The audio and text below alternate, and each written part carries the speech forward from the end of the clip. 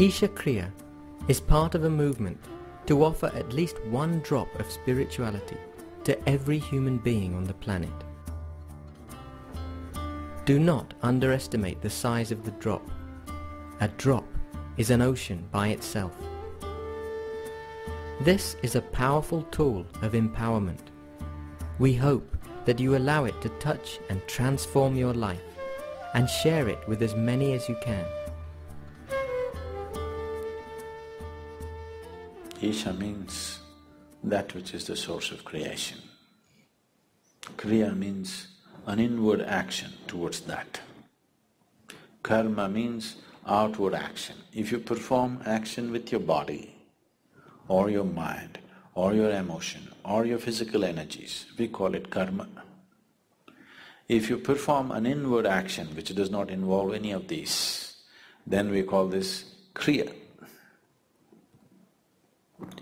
So ishakriya is an extremely simple process but a powerful tool to constantly move from untruth to truth.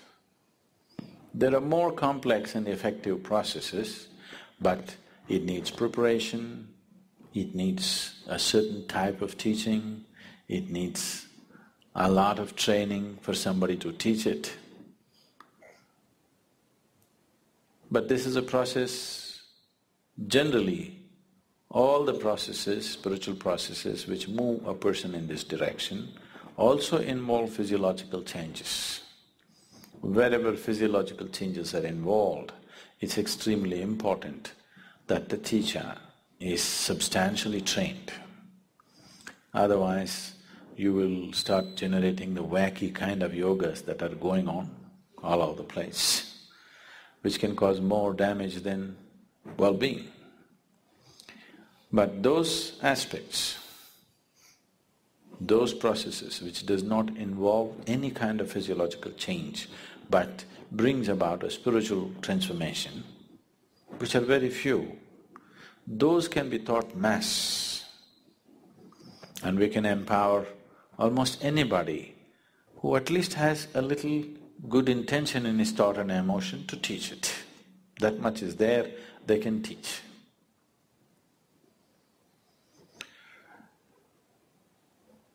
We will do this process right now. You need to understand a little bit about what this is. Is everybody breathing here right now? Please check. Don't take things for granted. It doesn't go on forever, it'll stop someday, you know. Are you breathing right now? You? Please check, don't just take it for granted. Are you really breathing? You're there, okay? This inhalation, exhalation, inhalation, exhalation, inhalation, exhalation. Next inhalation did not happen, you're gone. See how fragile you are. Just if this one inhalation does not go, wherever we look you won't be around. At the same time, so fragile human life is, at the same time, how sturdy it is, how many things a human being can do in this world. On one level, it seems to be so fragile, just look at it and see. It doesn't come back. Too fragile, isn't it? You've taken it for granted, you're not conscious about it. If you become conscious and watch it, it's a damn fragile life. At the same time, how sturdy it is, how many things it can do. This is the beauty of creation. Everything is tenderly balanced. So tenderly, you cannot disturb it. Not easily, you know. The whole creation is like this, it's just like that. That shows the mastery of the Creator. It is so tenderly balanced, that means, that shows, that manifests the mastery of the Creator. That which creates is of such mastery that it can afford to keep it so tender. So that is the audacity of the Creator. One breath, if you do not inhale, you're gone. But that's the confidence in design that the Creator has. So this breath is not just about exchange of oxygen and carbon dioxide. In yoga, we call this the Kurmanadi. Breath is referred to as the Kurmanadi. Now, if I ask you to watch your breath, which is the most common thing that people are doing these days, you don't get to watch the breath. You think you're watching the breath, but you're not watching the breath. You're only able to notice the sensations caused by the movement of the air. If one who is sitting next to you touches your hand, you think you know the touch of the other person, but you do not know. You only know the sensations generated within your body. You do not know how the other feels. You only know what kind of sensation happened in your body. Yeah? You understand what I'm saying? So right now, you do not know the breath. You only know the sensations caused by the breath. So when we say Kurmanadi, we are not talking about the sensations, we are talking about the breath itself. Kurmanadi is referred to as a string.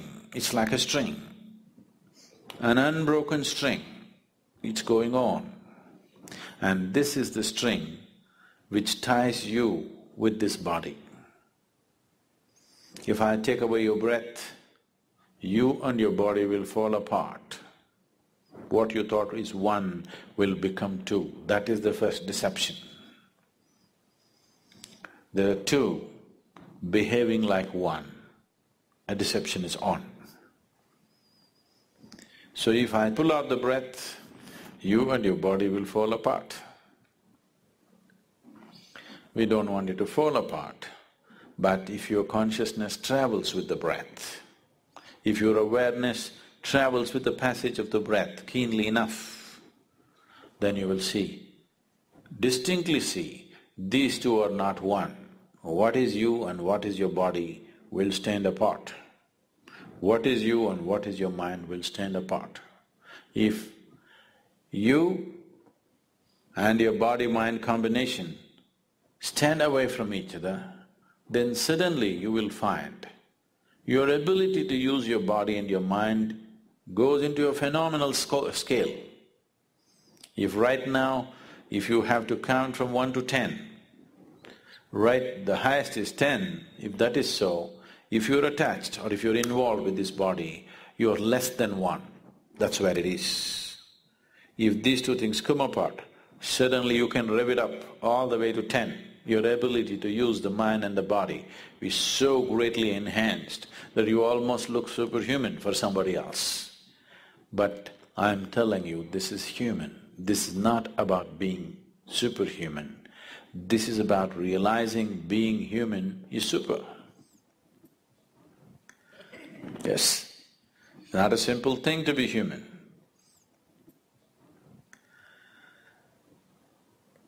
Now the ishakriya just involves this.